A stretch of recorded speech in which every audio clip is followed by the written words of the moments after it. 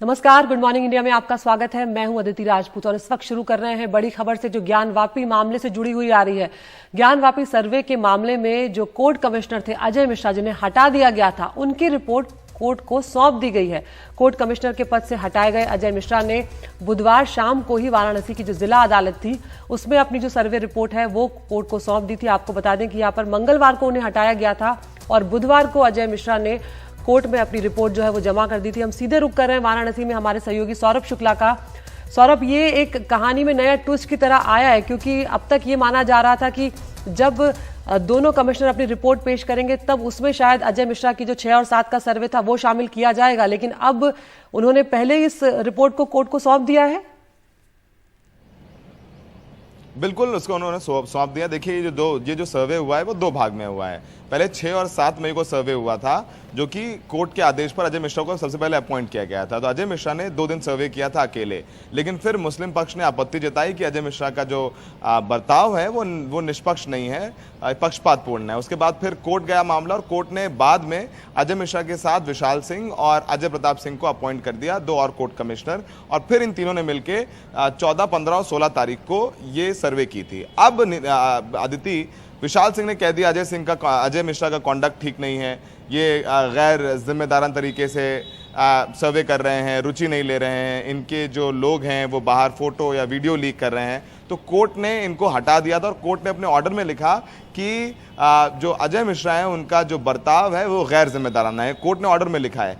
अब कल हिंदू पक्ष ने कहा कि अगर 6 और 7 तारीख की जो रिपोर्ट है वो तो सिर्फ और सिर्फ अजय मिश्रा ही दे सकते हैं, क्योंकि अजय मिश्रा ने ही सर्वे किया, तब तो विशाल और अजय प्रताप सिंह है नहीं। तो अगर 6 और 7 की रिपोर्ट नहीं लगेगी सर्वे कमीशन में, तो जो पूरी रिपोर्ट होगी ज्ञानवापी मस्जिद सर्वे की वो अधूरी रहेगी और विधिक रूप से त्रुटिपूर्ण, ये लफ्ज था जो उन्होंने रिपोर्ट में लिखा।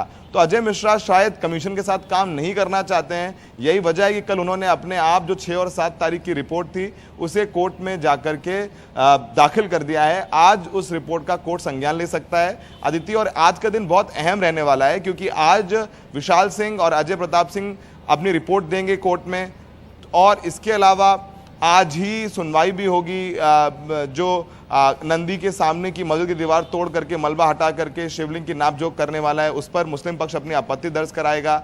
ये काफी अहम रहने वाला है। इसके अलावा सुप्रीम कोर्ट में भी मामला है, तो कहीं ना कहीं मुस्लिम पक्ष की उम्मीदें सुप्रीम कोर्ट से ज्यादा हैं, क्योंकि पिछली बार उन्होंने सर्वे पर रोक लगाने के लिए कहा था और निचली अदालत की सारी कार्रवाई पर रोक लगाने की मांग की थी, लेकिन कोर्ट ने ऐसा नहीं किया था। और कोर्ट ने कहा था कि जो वजू खाने को सील करने की बात है वो सील रहेगा, लेकिन ये भी इंश्योर किया जाए कि नमाज पढ़ने वालों को दिक्कत ना हो। और इसके अलावा वाराणसी कोर्ट ये भी सुनेगा देती, जो प्रशासनिक वकील की जो अर्जी थी कि जो पाइपलाइन है वजू खाने की उसको बाहर शिफ्ट किया गया ताकि नमाजी वजू कर सकें और मछलियों को बाहर स्थानांतरित किया जाए, और इसके अलावा जो शौचालय जाने वाला रास्ता है उसको खोला जाए। इन सब चीजों पे सुनवाई होने वाली। तो आज का जो ज्ञानवापी सर्वे मामला है वो न्यायालय में काफी अहम रहने वाला है। जी सौरभ, ये भी समझना चाहेंगे आपसे कि अजय मिश्रा जो हैं उन पर कई तरह के आरोप लगे थे, उसके बाद उन्हें कोर्ट ने हटाया था। उसका मतलब ही यही था कि कोर्ट ने उन पर अविश्वास जताया है और उसके बाद उन्हें हटा दिया गया था, और विशाल सिंह जो है उन्हें कोर्ट कमिश्नर या उन्हें मुख्य तौर पर नियुक्त कर दिया गया था कि अब उनकी जो रिपोर्ट होगी वही मान्य होगी। ऐसे में हिंदू पक्ष वापस जब उनकी बहाली की मांग कर रहा है अजय मिश्रा की, तो उसके पीछे उनकी दलील क्या है? देखिए, हिंदू पक्ष दलील यही है कि जो 6 और 7 तारीख का सर्वे था आदिति, वो सिर्फ अजय मिश्रा ने किया था, वो अजय मिश्रा की अध्यक्षता में हुआ था, और जो 14, 15, 16 था उसमें तीनों लोग थे। तो 6 और 7 की सर्वे की रिपोर्ट सिर्फ अजय मिश्रा ही दे सकते हैं। तो इसी वजह से उन्होंने कहा कि अगर अजय मिश्रा की रिपोर्ट को शामिल नहीं किया 6 और 7 तारीख की, तो पूरी सर्वे कमीशन की रिपोर्ट अधूरी रह जाएगी। तो अजय मिश्रा ने भी अपनी जो वीडियो रिकॉर्डिंग जो तस्वीरें हैं वो कोर्ट के लॉकर में जमा करा दी हैं, और अपनी 2 पन्ने की रिपोर्ट जो हमारे सूत्र बता रहे हैं एक खाकी लिफाफे में बंद करके कोर्ट को दे दिए, जिसका कोर्ट आज संज्ञान लेगा। तो अब कोर्ट देखना होगा कि क्या आदेशित करता है विशाल सिंह को कि जो 2 दिन की रिपोर्ट अजय मिश्रा ने दी है उसको आप अपनी जो मुख्य रिपोर्ट में उसमें शामिल करें। तो अब निर्भर करता है कोर्ट इस मामले पे क्या रुख रखता है, लेकिन अजय मिश्रा ने अपनी तरफ से 6 और 7 मई की जो उन्होंने सर्वे किया था अकेले, उसकी रिपोर्ट कोर्ट को कल शाम को सौंप दी।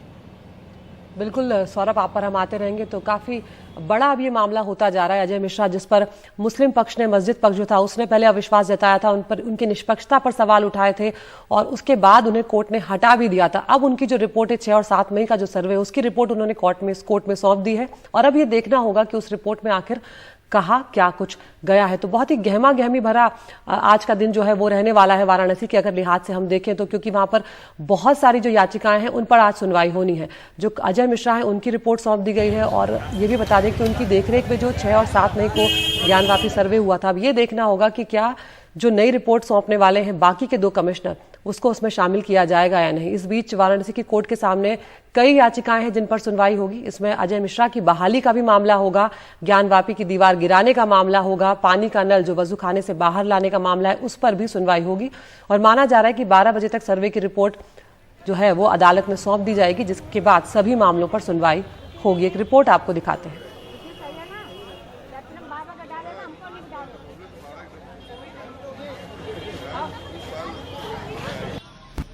गुरुवार को बनारस कोर्ट में वकीलों के हड़ताल के चलते ज्ञानवापी मस्जिद मामले में सुनवाई को लेकर संशय बना रहा, लेकिन तकरीबन 2 बजे जज के बंद कमरे में सुनवाई हुई। कोर्ट में हिंदू पक्ष ने नई अर्जी दाखिल करते हुए मांग की कि हटाए गए कोर्ट कमिश्नर अजय मिश्रा को दोबारा सर्वे कमीशन में शामिल किया जाए। कोर्ट में दाखिल याचिका के मुताबिक वादी पक्ष ने कहा है कि परिस्थिति को देखते हुए 6 और 7 मई को कमीशन की कार्रवाई की समस्त वीडियोग्राफी, फोटोग्राफी के साथ वकील कमिश्नर अजय मिश्रा को कमिश्नर रिपोर्ट में सहयोग करने का आदेश दिया जाए ताकि न्याय हो।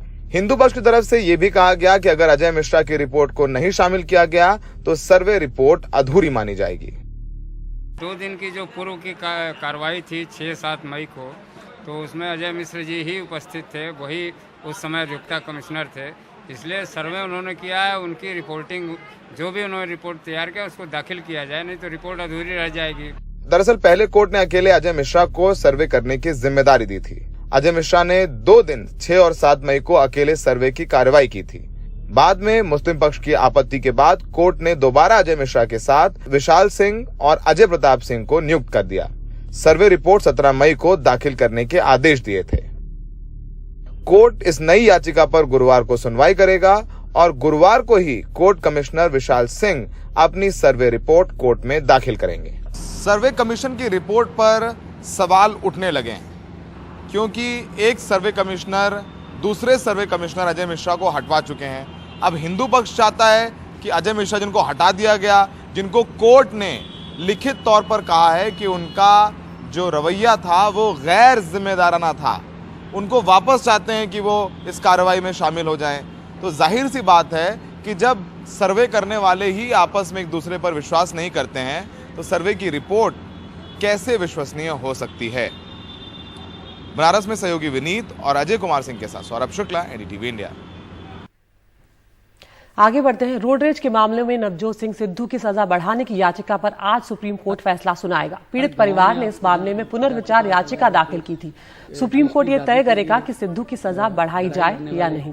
दरअसल सिद्धू का 1988 में पटियाला में पार्किंग को लेकर झगड़ा हुआ था, जिसमें एक बुजुर्ग की मौत हो गई थी। इस मामले में कोर्ट ने सिद्धू को 1000 रुपए का जुर्माना लगाकर छोड़ दिया था, जिसके खिलाफ पीड़ित पक्ष ने पुनर्विचार याचिका दाखिल की थी और उसी पर अब फैसला आज सुप्रीम कोर्ट सुनाएगा।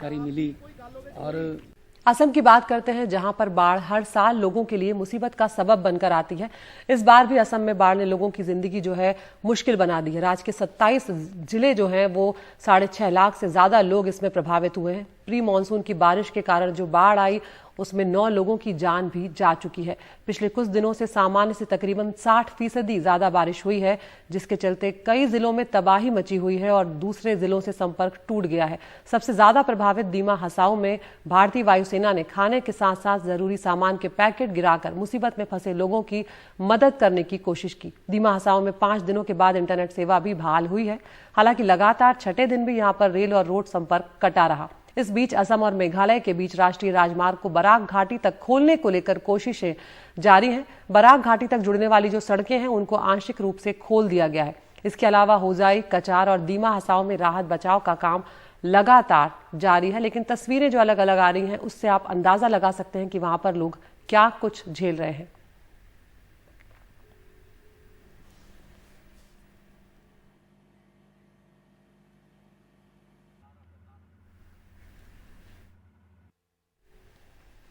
तो सरकार का इस वक्त सारा ध्यान है वो जो इस बात पर लगा हुआ है कि वहां पर लोगों की जान बचाई जाए, क्योंकि कई लोग ऐसे हैं जहां तक मदद नहीं पहुंच पाई है। कुछ लोग अपनी जान तक गंवा चुके हैं और खाने पीने की दिक्कतें भी लोग उठा रहे हैं। हमारे सहयोगी रत्नदीप चौधरी और संजय चक्रवर्ती बाढ़ से सबसे ज्यादा प्रभावित होजाई जिले पहुंचे और वहां के मुश्किल हालात का जायजा लिया। वो रिपोर्ट आपको दिखा। कहाँ से आपको मैसेज आया है, किस गांव में जा रहे हैं और स्थिति क्या है उस गांव में? वहाँ में हमारा लोग फंसे हुए हैं और वो लोग हमें लास्ट कॉल किया है कि हमारा यहाँ हम लोग बच्चे बूढ़े सब एक साथ है, पानी हमारा मतलब घर से ऊपर जा रहा है। अभी हम घास में और थोड़ा वो टांग वांग बना के वहाँ में रह रहा है, इसीलिए बोला है तुम लोग जल्दी आओ। कल रात से हमको फ़ोन किया था, अभी भी उन लोगों को ला नहीं सका, अभी जा रहा हूँ उनको लाने के लिए। भाई साहब थोड़ा सामने आएंगे अगर आप लोग पिछले कितने दिनों से रेस्क्यू कर रहे हैं आप लोग एसडीआरएफ से, और कितने लोगों को रेस्क्यू कर चुके हैं? अभी तक तो हम लोग कल दोपहर को पहुंचे हैं, हम लोग गुवाहाटी से आए हैं ना एसडीआरएफ का, तो कल रात सुबह 5 बजे तक रेस्क्यू किया, पूरा रात रेस्क्यू किया। जोर से बोलिए, क्या नाम है आपका? मेरा नाम तो संजय भाई, मेरा नाम तो संजय भाई ने। क्या करते हैं आप? मैं तो पानी के लिए और क्या करूंगा, मैं तो इधर ही पालन के ऊपर में रहा था। कितने दिनों से यहाँ पे पानी हो? 5-6 दिन से हो गया। 5-6 दिन से जैसे पानी है। हाँ। तो कैसे जी रहे हैं? खाना वाना है घर में? खाना वाना 2 दिन में नहीं खाया, आज खाया है। कितने लोग हैं घर में? घर में 6 लोग हैं।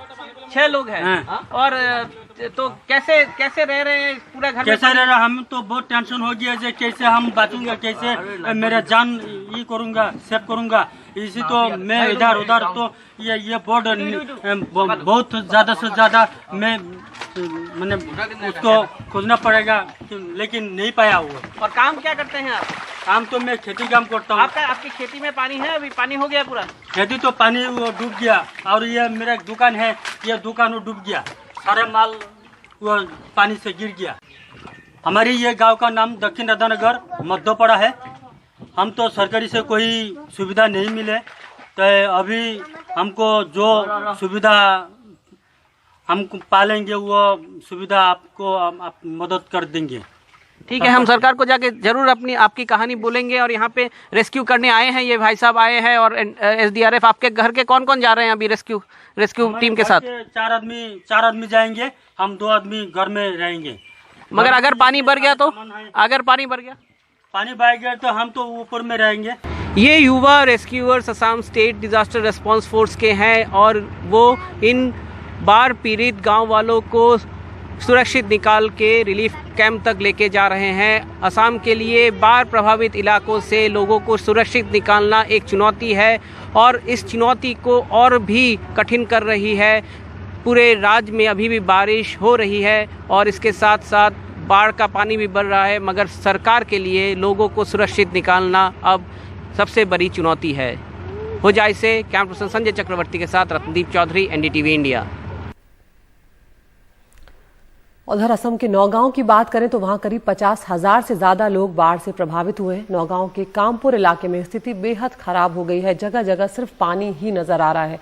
ऐसे में लोग अपने घरों को छोड़कर सुरक्षित स्थानों पर जाने की कोशिशों में जुटे हुए हैं, लेकिन रास्ते में बहुत मुश्किलें उन्हें आ रही हैं। कई इलाकों में लोग बाढ़ की वजह से फंसे हुए हैं और उन्हें निकालने के लिए प्रशासन भी जुटा हुआ है।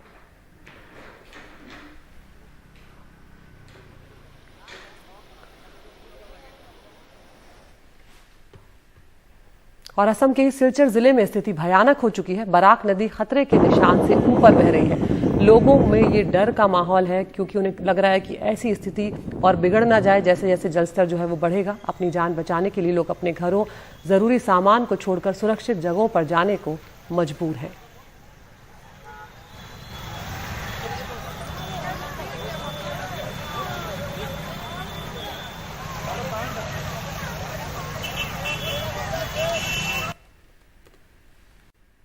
तो इस वक्त खबर आ रही है राजधानी दिल्ली में। दिल्ली पुलिस की स्पेशल सेल की जो टीम है उनका गैंगस्टर के साथ एनकाउंटर हुआ है। वजीराबाद इलाके में 2 गैंगस्टर के साथ ये जो एनकाउंटर हुआ है, और स्पेशल सेल टीम की मुठभेड़ में एक गैंगस्टर पवन को पकड़ भी लिया गया है, उसको दबोच लिया गया है। पुलिस पार्टी पर बदमाशों ने पहले फायरिंग की थी और एक पुलिसकर्मी को गोली भी लगी है। नवीन बाली जो गैंग का गैंगस्टर है, उसके साथ स्पेशल सेल टीम ने यह एनकाउंटर किया था। हम सीधा रुक कर रहे हैं मुकेश सिंह सेंगर का। मुकेश, इस मुठभेड़ को लेकर क्या जानकारी मिल रही है? जानकारी मिली थी कि नवीन वाली गैंग के 2 गैंगस्टर वजीराबाद इलाके में आने वाले हैं। इसी इनपुट पर स्पेशल सेल की टीम ने एक ट्रैप लगाया था और जैसे ही ये बदमाश बाइक पर सवार होकर आए, उसके बाद जब पुलिस ने इन्हें पकड़ने की कोशिश की तो आरोप ये है कि बदमाशों ने पुलिस पर फायरिंग कर दी और जवाब में पुलिस ने फायरिंग की, जिसमें एक पुलिसकर्मी जो है वो घायल हुआ है और एक गैंगस्टर पवन को मौके से पकड़ा गया है, जबकि दूसरा गैंगस्टर जो है वो भाग गया है। तो एक पुलिसकर्मी घायल हुआ है जिसको इलाज के लिए अस्पताल ले गए हैं। दूसरा जो आरोपी है उसकी पुलिस तलाश कर रही है और मौके से पुलिस को कुछ वेपन मिले हैं जिनको पुलिस ने बरामद कर लिया है और इस पूरे मामले की जांच पुलिस कर रही है और ये इनकाउंटर आज सुबह तड़के हुआ है। जी, बहुत शुक्रिया मुकेश इस तमाम जानकारी के लिए। तो मुठभेड़ के बाद एक गैंगस्टर पवन को पकड़ लिया गया, अब उससे पूछताछ की जा रही है ताकि और भी लोगों तक इसमें पहुंचा जा सके। एक छोटे से ब्रेक के लिए यहाँ पर रुक रहे हैं और अब कान फिल्म फेस्टिवल की बात करते हैं। कान में भारत को कंट्री ऑफ ऑनर का दर्जा दिया गया है और इसमें जूरी मेंबर बनी है दीपिका पादुकोण। ये 75 साल जो हैं फेस्टिवल के हो चुके हैं। इसमें खास मेहमानों के तौर पर AR रहमान, दीपिका पादुकोण, शेखर कपूर पहुंचे, R माधवन, तमन्ना, प्रसून जोशी जैसे लोग भी पहुंचे और साथ ही केंद्रीय मंत्री अनुराग ठाकुर ने भी वहां पर शिरकत की है। एक रिपोर्ट दिखाते हैं। It is my debut at Cannes, so I'm super excited, and if Madhavan is feeling nervous, I don't know what to call my feeling because it's definitely into 100. I think some of the most beautiful opportunities in my life have come to me when I've not been prepared for it. Be it a film like Bahubali, which changed the way cinema is viewed in India today, opened windows for pan-India films. And today being here at Cannes feels like an exactly same opportunity because I think all of this happened very last minute. But I do understand that India has contributed for years together. And finally, in the 75th year, the partnering of, the Cannes Festival with India is really iconic. And Deepika being a part of the jury keeps making us proud. मुझे बड़ा अच्छा लग रहा था कल यहाँ पे जब हम लोग एक बार क्या हुआ 2013 में मेरी 3 फिल्में आई थी और मेन पहले पे हम लोग वॉक कर रहे थे, तो मैं छोड़ के आता था वहां तक, फिर वापस दूसरी फिल्म को ज्वाइन करता था, फिर जाता था, फिर आता। तो ये हुआ। तो कल मैं कॉन्फिडेंट था आपके साथ, थोड़ा ऐसे से जाना, थोड़ा जिग में जाया था ताकि मैंने बता दूं थोड़ा सा कि भाई मेरा एक बहुत बुरा एक्सपीरियंस हुआ था यहाँ पे। एनीवे, बट बहुत खुशी हो रही है कि आप इनिशिएटिव ले रहे हैं इस तरह के सिनेमा को लेके, और हमें ज़रूरत है जिस तरह के हमारे स्टोरीज बहुत हैं, हमारी कंट्री में बहुत स्टोरीज हैं जो बहुत लोकल हैं लेकिन ग्लोबल लेवल पे बहुत वर्क कर सकती हैं वो, क्योंकि हर जगह पे एक स्टोरी है हमारे यहाँ पे। हमें थोड़ा सा आई थिंक मुझे लगता है कि उस तरह की फिल्म पे ध्यान अभी आप बैठे हैं तो मैं इसलिए क्योंकि आप इनिशिएटिव ले रहे हैं इस चीज का, तो मैं आपसे ही रिक्वेस्ट करूंगा कि बहुत सारी बार ऐसा एक्सपीरियंस हुआ कि वो यहाँ पे आके बहुत अप्रिशिएट हुई, अवार्ड भी मिले और दूसरे फेस्टिवल्स में भी अवार्ड मिले, लेकिन जब वहां पे रिलीज करने पे जाते हैं तो थोड़ा दुख होता है बहुत, क्योंकि उस तरह की फिल्मों को सपोर्ट बहुत कम है। आई होप कि अभी अनुराग जी हैं तो उस तरह की फिल्मों को थोड़ा सपोर्ट करेंगे। Thank you very much. Deepika, we would love to hear from you. Me? Oh, I wasn't expecting this. Thank you so much. First of all, congratulations to the India Pavilion आज ये inauguration के लिए, and मैं बहुत गर्व महसूस feel कर रही हूँ क्योंकि it's the 75th year of Cannes, but it's also 75 years of India, and to have India as the spotlight country and to be a part of the jury is something I never imagined, something I never expected. 15 साल पहले जब मैं इस industry में आई थी तो I don't think anyone had faith in me or my talent or my craft. So 15 years later to be a part of the jury and to be actually I wouldn't say judging, but to actually be experiencing some of the best cinema in the world has been an incredible journey, and I'm truly grateful for that. I also truly believe that India is at the cusp of greatness. This is just the beginning, and I want to thank people like Rahman sir and yourself, Shekhar sir. I think y'all are really the ones who've put India on the global map.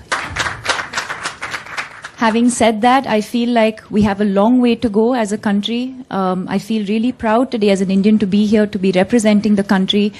But when we look back at the 75 years of Cannes, and I've said this earlier, there are literally a handful of Indian films or Indian actors or Indian talent that has been able to make it. And I feel like collectively as a nation, we have it. We have the talent, we have the ability, and I think we just need that sort of conviction. And there will come a day, I truly believe, where India won't have to be at Cannes, Cannes will be in India. Thank you. We have to also make cinema making not a job of हिम्मत वाला.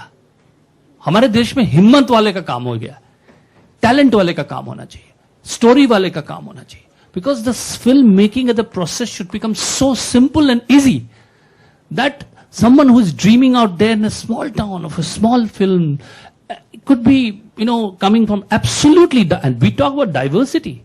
How will the diversity come? Unless the empowerment happens. That's what we should try and achieve when you go back from here. That those stories which people write off, where children tell, when grandmothers tell, we are a country of katha. कथा वाचक कब से सुनते आ रहे हैं. Something happens, घर में कथा हो जाती है. कथा मतलब story teller, whether it's the form of grandmother or the story form of someone who is a preacher or is a form of a congregation in society. We are a society of storytellers. But those stories, we are not very confident कि दुनिया सुनेगी क्या मेरी बात इतनी बड़ी है, ये confidence. And I feel if we go back from Cannes, that would be the biggest achievement, that authentically we are able to express our core. नमस्कार, गुड मॉर्निंग इंडिया में आपका स्वागत है. मैं हूं अदिति राजपूत. ज्ञानवापी सर्वे मामले में हटाए गए कोर्ट कमिश्नर अजय मिश्रा की रिपोर्ट कोर्ट को सौंप दी गई है. कोर्ट कमिश्नर को पद से हटाए जा चुके हैं. आपको बता दें, अजय मिश्रा, ये हम सब जानते हैं, उनकी देखरेख में ही 6 और 7 मई को ज्ञानवापी मस्जिद का सर्वे हुआ था, और जिसके बाद जो मुस्लिम पक्ष है उसने सवाल भी उठाए थे कि उन्हें हटाया जाए, वो निष्पक्ष नहीं है, लेकिन कोर्ट ने उन्हें बनाए रखा था. लेकिन बाद में जो दूसरे वकील हैं विशाल सिंह, उनकी शिकायत के बाद उन्हें हटाया गया. मुस्लिम पक्ष ने उनका विरोध किया था, और जब कोर्ट कमिश्नर विशाल सिंह की शिकायत की गई, उसके बाद विशाल सिंह की शिकायत पर कोर्ट ने अजय मिश्रा को कमीशन पद से हटा दिया था. और हिंदू पक्ष ने अब कोर्ट में नई अर्जी दाखिल कर अजय मिश्रा को वापस कमीशन में लाने की मांग की है. हम सीधा रुख कर रहे हैं वाराणसी में हमारे सहयोगी सौरभ शुक्ला का. सौरभ, ज्ञानवापी का जो मामला है, इसमें हम रोज देख रहे हैं कोई ना कोई नया ट्विस्ट आ जाता है. अब ये जो बात सामने आई है कि जो अजय मिश्रा ने 6 और 7 तारीख को सर्वे किया था, उसकी रिपोर्ट कोर्ट में सौंप दी गई है. इसको लेकर क्या क्या जानकारी सामने आ रही है? देखिए, अजय मिश्रा को चूंकि मंगलवार को कोर्ट ने दूसरे कोर्ट कमिश्नर विशाल सिंह की शिकायत पर हटा दिया था. अपने ऑर्डर में कोर्ट ने लिखा था कि अजय मिश्रा का जो बर्ताव है वो गैर जिम्मेदाराना है. तो अब उसके बाद क्या हुआ आदिति, कि कल कोर्ट की जब कार्रवाई शुरू हुई तो हिंदू पक्ष ने कहा कि नहीं, अजय मिश्रा को वापस से कमीशन में लाया जाए, क्योंकि जो सर्वे हुआ है आदिति, वो 2 भाग में हुआ है. पहला जो सर्वे है वो 6 और 7 तारीख को हुआ है, जो कि सिर्फ अजय मिश्रा ने किया है, क्योंकि उसके बाद में मुस्लिम पक्ष ने आपत्ति दायर करी कि इनका जो बर्ताव है वो पक्षपातपूर्ण है. बाद में कोर्ट में मामला गया, फिर कोर्ट ने 2 और एडवोकेट कमिश्नर विशाल सिंह और अजय प्रताप सिंह को अपॉइंट कर दिया, जिन्होंने मिल करके तीनों ने 14, 15, 16 को ये सर्वे किया. लेकिन 6 और 7 का सर्वे सिर्फ अजय मिश्रा ने किया था, और हिंदू पक्ष यही कह रहा था कि जब तक ये 6 और 7 तारीख की रिपोर्ट नहीं लगेगी कोर्ट में, ये पूरा सर्वे ये अधूरा रहेगा और विधिक तौर पर त्रुटिपूर्ण रहेगा. यही वजह है कि अजय मिश्रा ने कल शाम को ही जो 6 और 7 तारीख की अपनी रिपोर्ट थी वो कोर्ट में दायर कर दी है. और उसमें सारी इन्होंने जो साक्ष्य हैं, जो वीडियोग्राफी की है, वीडियो टेप है, तस्वीरें हैं, वो सब के सब कोर्ट लॉकर में जमा करवा दिया है. और बताया जा रहा है कि 2 पन्ने की उनकी रिपोर्ट है, और उस रिपोर्ट में उन्होंने तमाम बातें कही हैं. वो अभी जब तक कोर्ट नहीं कह सकता, हम नहीं कह पाएंगे, लेकिन उनकी रिपोर्ट जो है अब धीरे धीरे बाहर भी आ गई है मीडिया में. तो ये वाकई में ये कैसे न्यायालय का मजाक सा लगता है कि एक कोर्ट अधिवक्ता अपनी रिपोर्ट देता है और वो सुबह रिपोर्ट मीडिया में लीक हो जाती है. तो फिलहाल अजय मिश्रा तो अपनी रिपोर्ट सौंप चुके हैं. अब आज कोर्ट में विशाल सिंह जो पूरी रिपोर्ट है वो लगभग 12 बजे के करीब सौंपेंगे, और 2 बजे के करीब अदिति ये अंदाज़ा है कि कोर्ट बैठेगा. तो कोर्ट पहले तो जो रिपोर्ट विशाल सिंह ने दी है उसको संज्ञान में लेगा और फिर देखेगा कि अजय मिश्रा को वाकई में वापस जोड़ना है, क्या जो अजय मिश्रा ने अपनी रिपोर्ट दी है उसको जोड़ना है नहीं जोड़ना है, इस पर न्यायालय फैसला लेगा। इसके अलावा जो नंदी के सामने विश्वनाथ मंदिर परिसर में नंदी के सामने मस्जिद की दीवार है उसको तोड़कर मलबा हटाकर शिवलिंग की नापजोख कराने का मामला है, इस पर भी सुनवाई होगी। मुस्लिम पक्ष आज अपनी आपत्ति दर्ज कराएगा और बताएगा किस तरीके से ये उल्लंघन हो रहा है और ये मस्जिद तोड़ने की, मस्जिद ढाने की पूरी साजिश लगती है ये अर्जी। और उसके अलावा सुप्रीम कोर्ट में सबकी नज़रें रहेंगी। सुप्रीम कोर्ट ने पिछली बार हिंदू पक्ष को नोटिस जारी करके हिंदू पक्ष का जवाब मांगा था और कहा था कि जो सील है वजू खाना कोर्ट के आदेश पर वो रहे, लेकिन नमाजियों को दिक्कत नहीं होनी चाहिए। तो आज जो ज्ञानव्यापी सर्वे का मामला है वो बनारस कोर्ट और सुप्रीम कोर्ट दोनों पर काफ़ी अहम सुनवाई होने वाली है। अदिति, बहुत शुक्रिया सौरभ इस तमाम जानकारी के लिए। तो जिस तरह से सौरभ बता रहे हैं कि आज बहुत अहम सुनवाई होगी, कई पक्ष इसमें सामने आए हैं, नई नई याचिकाएं सामने आ गई हैं और अब जो कोर्ट कमिश्नर हटाए गए थे अजय मिश्रा, उन्होंने भी जो 6 और 7 तारीख को सर्वे किया था उसकी रिपोर्ट सौंप दी। अब देखना होगा कि कोर्ट का रुख उस पर क्या कुछ रहता है। तो आज वाराणसी से दिल्ली तक अदालत में ज्ञानवापी के मसले को लेकर जबरदस्त गहमा गहमी बनी हुई है। इस बीच वाराणसी की कोर्ट के सामने अब कई याचिकाएं हैं जिन पर सुनवाई होनी है। इसमें हटाए गए कोर्ट कमिश्नर अजय मिश्रा की बहाली, ज्ञानवापी की दीवार गिराने, पानी का नल वजू खाने से बाहर लाने के मामले पर कोर्ट में आज सुनवाई होगी। सुप्रीम कोर्ट में भी इस मामले पर 1 से ज्यादा अर्जियां हैं। मुस्लिम पक्ष चाहता है कि पूरे सर्वे को रोक दिया जाए, जिस पर सुप्रीम कोर्ट ने केंद्र से जवाब भी मांगा है। सुप्रीम कोर्ट ने शिवलिंग वाली जगह को सुरक्षा सुनिश्चित करने के आदेश भी दिए हैं और साथ साथ नमाज पढ़ने की इजाजत भी दी थी। अब ये सारे मामले जो हैं आज फिर खुलने जा रहे हैं।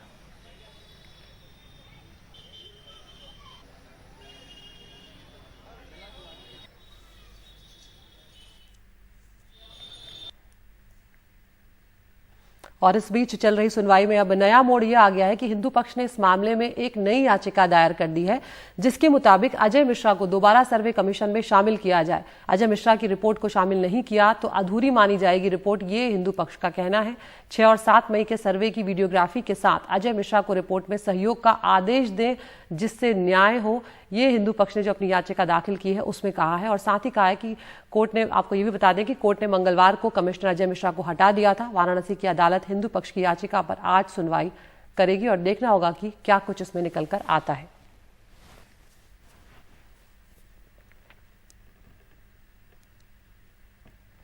और इस बीच ज्ञानव्यापी के मुद्दे पर अब राजनीति भी तेज हो गई है। समाजवादी पार्टी के प्रमुख अखिलेश यादव ने इस मुद्दे पर खुलकर अपनी बात रखी है। सुनते हैं उनका क्या कुछ कहना है। एक समय ऐसा था कि रात के अंधेरे में मूर्तियां रख दी गई। बीजेपी कुछ भी कर सकती है, बीजेपी कुछ भी करा सकती है। कोर्ट का मामला है। सबसे बड़ी बात यह है कि जिनकी जिम्मेदारी थी सर्वे करने की, आखिरकार वो रिपोर्ट बाहर कैसे आ गई।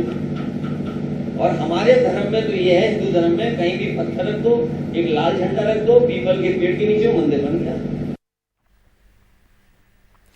मध्य प्रदेश की संस्कृति और पर्यटन मंत्री उषा ठाकुर ने एक बार फिर विवादित बयान दिया है। उषा ठाकुर ने कहा कि बच्चों का धार्मिक संस्कार कट्टरता देना माता और बहनों की जिम्मेदारी है। अगर संस्कारों की कट्टरता सीखना हो तो मुसलमानों का अपना आदर्श बना लो। उषा ठाकुर, आपको बता दें कि पहले भी इस तरह के बयान देती रही हैं। साल 2014 में उन्होंने गरबा पंडालों में गैर हिंदुओं की एंट्री पर बैन लगाने की मांग भी की थी। और इस बार उषा ठाकुर ने ये जो बयान दिया है उसके बाद उस पर सफाई भी अपनी पेश की है। बच्चों में धार्मिक संस्कार दृढ़ता से, कट्टरता से देना, ये माता बहनों की और परिवारजनों की जिम्मेदारी। और संस्कारों की कट्टरता सीखना हो तो मुसलमानों को अपना आदर्श बनाओ। तो समय तय है, उस पर टोपी धरेंगे। उनका छोटा बच्चा हो, बड़ा बच्चा हो, व्यापारी हो, अधिकारी हो, दुनिया के सब काम छोड़ेंगे और जाके नमाज पढ़ेंगे। और आप और हम, गांव में मंदिर बनाने का तो हमको शौक है, पर आरती में जाने का कोई शौक नहीं। वो बयान ऐसा नहीं है। हम जिस किसी मतपंथ में जन्मे हैं उसकी प्रार्थनाएं सबने कंठस्थ करना चाहिए। अपने धार्मिक अनुशासन का पालन सबने करना चाहिए। दृढ़ अनुशासन है उनका। देखिए आप, यदि 5 बार नमाज पढ़नी है तो वो ठीक वक्त पर पहुंच जाते हैं। तो वैसा अनुशासन, वैसी दृढ़ता, वैसी संकल्पबद्धता संपूर्ण हिंदू समाज में भी व्याप्त होनी चाहिए। और अब एक ऐसी खबर जिसका सरोकार हर घर से है। तेल कंपनियों ने एक बार फिर घरेलू एलपीजी के दाम बढ़ा दिए हैं और अब घरेलू गैस के सिलेंडर की कीमत 1000 रुपए के पार चली गई है। इसके साथ कमर्शियल सिलेंडर भी महंगे हुए हैं। आपको बता दें कि घरेलू एलपीजी सिलेंडर के दाम 3 रुपए 50 पैसे तक बढ़ गए हैं और अब दिल्ली और मुंबई में 14.2 किलोग्राम का जो घरेलू गैस सिलेंडर है उसकी कीमत 1003 रुपए तक पहुंच गई है। कोलकाता की अगर बात करें तो यहाँ पर कीमत 1029 रुपए तक पहुंच गई है और चेन्नई में ये कीमत 1018 रुपए 50 पैसे हो गई है। उधर कमर्शियल सिलेंडर जो है वो भी महंगा हो गया है। कमर्शियल सिलेंडर 8 रुपए तक महंगा हुआ है। दिल्ली में 19 किलोग्राम का सिलेंडर जो है वो 2354 रुपए का आ रहा है। मुंबई में 19 किलोग्राम का सिलेंडर 2306 रुपए का और चेन्नई में ये सिलेंडर 2507 रुपए का आ रहा है। मई में 2 बार बढ़े हैं सिलेंडर के दाम। गौरतलब है कि इससे पहले 7 मई को घरेलू गैस सिलेंडर में 50 रुपए का इजाफा हुआ था और इसके बाद घरेलू गैस सिलेंडर की कीमत 999 रुपए 50 पैसे तक पहुंच गई थी और वहीं इससे पहले कमर्शियल गैस सिलेंडर के दाम में 102 रुपए की वृद्धि की गई थी।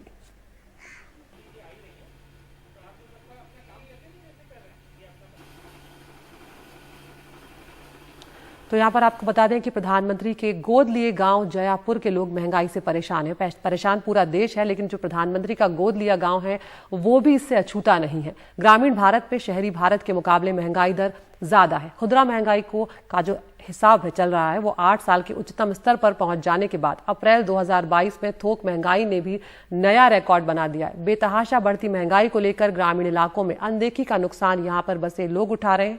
एक दुकानदार के अनुसार 5, 10 या 20 रुपए के सामान के महंगा होने का असर उनके मुनाफे पर भारी है। तो यहाँ बसे परिवारों का कहना है कि पिछले साल तक कुछ बचत हो जाती थी, लेकिन अब कुछ भी नहीं मिलता। जयापुर गांव से हमारे सहयोगी आलोक पांडे की यह खास रिपोर्ट।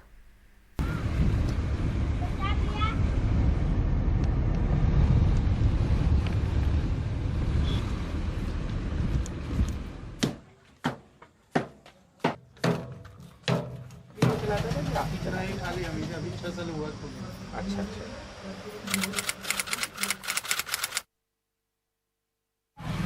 सर, देखिए ये पहले पार्ले जी, पहले इसमें 8 पीस आता था। रेट वही है, पहले 2 का बिकता था, अभी 2 रुपये का बिकता है। हमारा भी खरीदी 55 रुपये का पहले था, अब भी 55 रुपये का खरीदते हैं। इसमें क्वांटिटी कम कर दी गई है। पहले 8 पीस आता था, अब भी 6 पीस आता है। ठीक सर, ये जैसे नवरत्न तेल है, पहले हम 220 रुपये का बंडल खरीदते थे, अभी 250 रुपये का बंडल खरीदते हैं। इसमें हमारे प्रॉफिट में कमी आ गई है। सर, ये डब शैम्पू है, पहले हम लोग 22 रुपये पत्ता खरीदते थे, अभी 26 रुपये पत्ता खरीदते हैं। ग्राहक के लिए सर वही रेट है, पहले भी 2 रुपये का बिकता था, अभी 2 रुपये का बिकता है। और ये सर है हल्दीराम का मूंग दाल, पहले 50 रुपये पत्ता आता था, अभी 55 रुपये पत्ता आता है। ग्राहक के लिए पहले भी 5 रुपये बेचते थे, अभी भी 5 रुपये का बेचते हैं। बनारस में फिलहाल चर्चा में रही ज्ञानवापी मस्जिद से 25 किलोमीटर दूर प्रधानमंत्री के गोद लिए गांव में 32 साल के किराना दुकानदार मनोज गुप्ता बीजेपी के समर्थक और वोटर हैं। कहते हैं खासकर 5, 10 या 20 रुपए के सामान के महंगे होने का असर उनके मुनाफे पर काफी पड़ा है। ये बड़ा मुद्दा है। इसका असर ग्राहकों को भी झेलना पड़ा है, जो ज्यादातर गरीब गांव वाले हैं। उम्मीद तो नहीं है सर। क्यों? अगले 6 महीने में कि दाम कम हो जाएंगी सर। क्यों ऐसा क्यों कह रहे हैं सर? इतना ही महंगाई बढ़ा हुआ है, तेल रिफाइन सब है, सब रिफाइन के ऊपर है। रिफाइन इतना महंगा है, सब वैसी बनाते हैं सर, तो कहाँ से महंगाई कम होएगा? रिफाइन का अभी क्या हाल है भैया? किस तरह? रिफाइन का तो अभी सर वही तेजी में है, महंगा है। कितने का चल रहा है? अभी 180 रुपये का 1 लीटर आता है फॉर्चून रिफाइन। फॉर्चून। और आज से 1 साल पहले कितने का था? पहले सर 120 रुपये का आता था 1 साल पहले। हाँ, अब 180 का हो गया। हाँ, मतलब 60 रुपये का दाम। 60 रुपये का वृद्धि हुआ है। तो कस्टमर को तो आप MRP पे ही बेच रहे होंगे? नहीं सर, MRP से नीचे। MRP तो बहुत ज़्यादा होता है। MRP से नीचे बेचते हैं? हाँ, MRP से नीचे बेचा जाता है। तो आपके प्रॉफिट में मतलब थोड़ा सा खलल आता है। मतलब आपको लगता है सरकार का कोई भी दोष है? आपको नहीं लगता? नहीं, सरकार का तो कोई दोष नहीं लगता है। क्यों? भाई सरकार की तो कुछ जिम्मेदारी तो होती है मनोज जी। फिर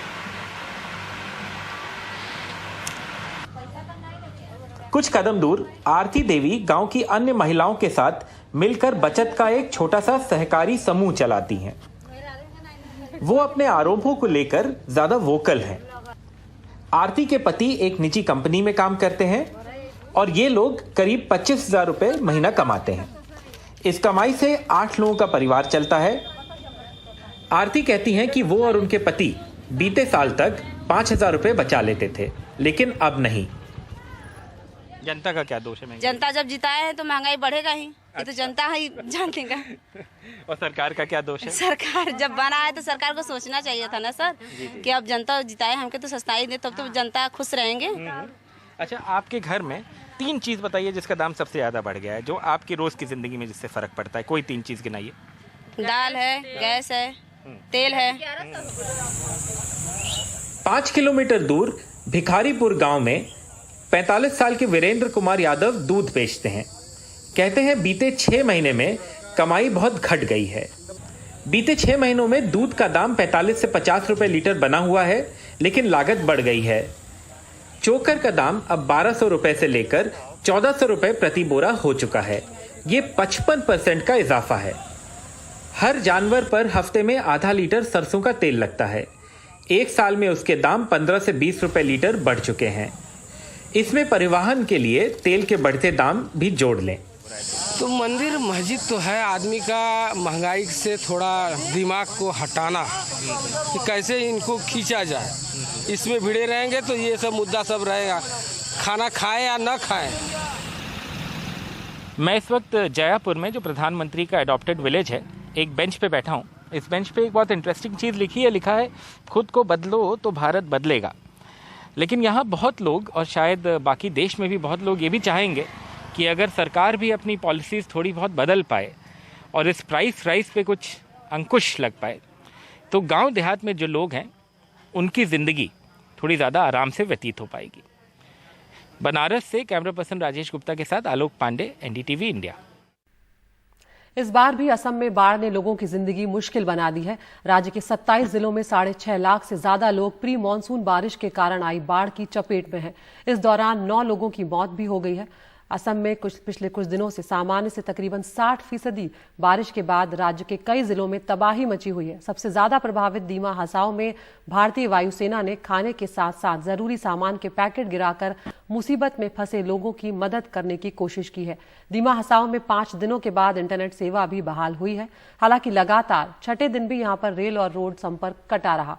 इस बीच असम और मेघालय के बीच राष्ट्रीय राजमार्ग को बराक घाटी तक खोलने को लेकर कोशिशें की जा रही हैं। बराक घाटी तक जुड़ने वाली सड़कों को आंशिक रूप से खोला भी गया है। उधर होजाई, कचार और दीमा हसाओ में राहत और बचाव का काम लगातार जारी है।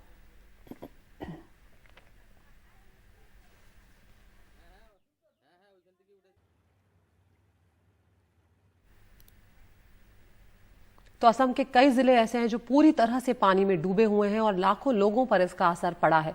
सरकार का सारा ध्यान इस वक्त सिर्फ इस बात पर है कि सबसे पहले लोगों को वहां से बचाकर सुरक्षित स्थानों पर पहुंचाया जाए। हमारे सहयोगी रत्नदीप चौधरी और संजय चक्रवर्ती बाढ़ से सबसे ज्यादा प्रभावित होजाई जिले पहुंचे और वहां के मुश्किल हालात का जायजा लिया। कहां से आपको मैसेज आया है, किस गांव में जा रहे हैं और स्थिति क्या है उस गांव में? वहाँ में हमारा लोग फंसे हुए हैं और वो लोग हमें लास्ट कॉल किया है कि हमारा यहाँ हम लोग बच्चे बूढ़े सब एक साथ है। पानी हमारा मतलब घर से ऊपर जा रहा है। अभी हम घास में और थोड़ा वो टांग वांग बना के वहाँ में रह रहा है। इसीलिए बोला है तुम लोग जल्दी आओ। कल रात से हमको फ़ोन किया था, अभी भी उन लोग को ला नहीं सका। अभी जा रहा हूँ उनको लाने के लिए। भाई साहब थोड़ा सामने आएंगे। अगर आप लोग पिछले कितने दिनों से रेस्क्यू कर रहे हैं आप लोग एसडीआरएफ से, और कितने लोगों को रेस्क्यू कर चुके हैं?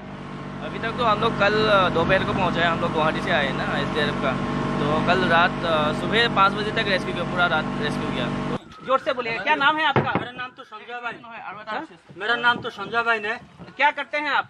मैं तो पानी के लिए और क्या करूँगा, मैं तो इधर ही पालन के ऊपर में रहा था।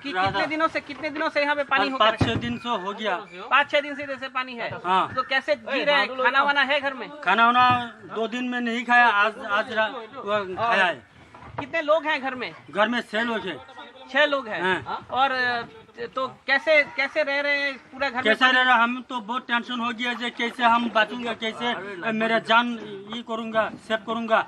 इसी तो मैं इधर उधर तो ये बोर्ड बहुत ज्यादा से ज्यादा मैंने उसको खोजना पड़ेगा, लेकिन नहीं पाया हुआ। और काम क्या करते हैं आप? काम तो मैं खेती काम करता हूँ। आपकी खेती में पानी है? अभी पानी हो गया पूरा? खेती तो पानी वो डूब गया, और ये मेरा एक दुकान है, ये दुकान वो डूब गया, सारा माल वो पानी से गिर गया। हमारी ये गांव का नाम दक्षिण राधानगर मध्योपड़ा है। हम तो सरकारी से कोई सुविधा नहीं मिले, तो अभी हमको जो सुविधा हम पालेंगे वो सुविधा आपको आप मदद कर देंगे। ठीक है, हम सरकार को जाके जरूर आपकी कहानी बोलेंगे। और यहाँ पे रेस्क्यू करने आए हैं, ये भाई साहब आए हैं, और एसडीआरएफ। आपके घर के कौन कौन जा रहे हैं अभी रेस्क्यू टीम के साथ? चार आदमी जाएंगे, हम 2 आदमी घर में रहेंगे। मगर अगर पानी भर गया तो? पानी बह गया तो हम तो ऊपर में रहेंगे। ये युवा rescuers Assam state disaster response force के हैं, और वो इन बाढ़ पीड़ित गांव वालों को सुरक्षित निकाल के रिलीफ कैंप तक लेके जा रहे हैं। असम के लिए बाढ़ प्रभावित इलाकों से लोगों को सुरक्षित निकालना एक चुनौती है, और इस चुनौती को और भी कठिन कर रही है।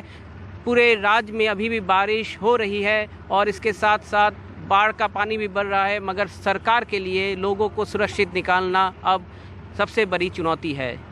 होजाई से कैमरा पर्सन संजय चक्रवर्ती के साथ रत्नदीप चौधरी, एनडीटीवी इंडिया। अब आपको असम के नौगांव की तस्वीरें दिखाते हैं। वहां पर करीब 50,000 से ज्यादा लोग बाढ़ से प्रभावित हैं। नौगांव के कामपुर इलाके में स्थिति बेहद खराब हो चुकी है। ऐसे में लोग अपने घरों को छोड़कर सुरक्षित स्थानों पर जाने को मजबूर हो गए हैं, और जब वो सुरक्षित स्थानों पर जाने की कोशिश कर रहे हैं तो जो बाढ़ का पानी है वो भी उनके लिए मुश्किल बन रहा है, बाधा पहुंचा रहा है। कई इलाकों में लोग बाढ़ की वजह से फंसे हुए हैं, और उन्हें निकालने के लिए प्रशासन भी जुटा हुआ है, लेकिन कई बार नाकामयाबी भी हासिल हो रही है।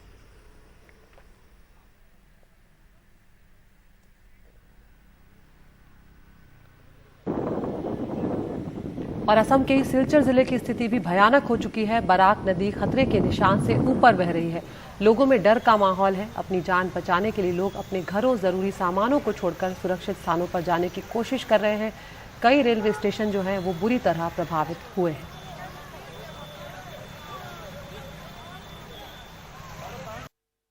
और अब वक्त हो गया है टॉप 5 का। पिछले 2 घंटों में हमने आपको तमाम खबरें दिखाई हैं, और अब वक्त आ गया है आप अपनी पसंद की खबर चुनें। तो पहली खबर है ज्ञानवापी से जुड़ी हुई। वाराणसी से लेकर सुप्रीम कोर्ट तक आज ज्ञानवापी मसले पर गहमा गहमी रहने वाली है। कई याचिकाओं पर सुनवाई होगी। दूसरी खबर, नवजोत सिंह सिद्धू को लेकर रोड रेज केस में आज सुप्रीम कोर्ट सजा का ऐलान कर सकता है। तीसरी खबर, एक बार फिर से घरेलू एलपीजी सिलेंडर जो है उसके दाम बढ़ गए हैं, और दिल्ली में ये 1000 रुपए के पार चला गया है। चौथी खबर असम बाढ़ से जुड़ी हुई, जहां पर 1500 गांव डूब चुके हैं, 4 लाख लोग से ज्यादा प्रभावित हुए हैं। और पांचवी खबर, एक बार फिर गिरा है भारतीय शेयर बाजार, और अमेरिकी बाजार का असर इस पर साफ तौर पर नजर आ रहा है। आपको करना यह है, हमारे YouTube चैनल पर जाना है, इस पोल में हिस्सा लेना है और अपनी पसंद की खबर चुननी है।